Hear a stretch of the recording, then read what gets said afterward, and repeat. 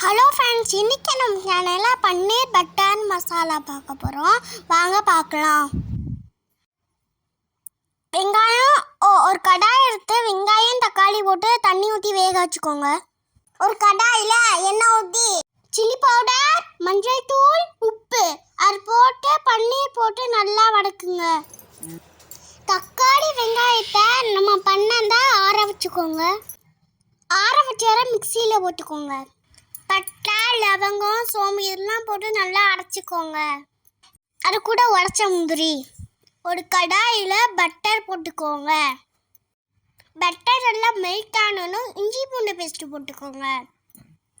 பிரியாணி இலையை போட்டு லைட்டாக வதக்கி பிரியாணி இலையை எண்ணெயிலேருந்து எடுத்துருங்க. நம்ம அடித்த விழுத போட்டுக்கோங்க.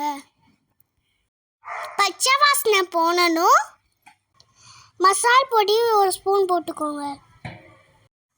மல்லி பொடி, கரம் மசாலா பொடி போட்டுக்கோங்க.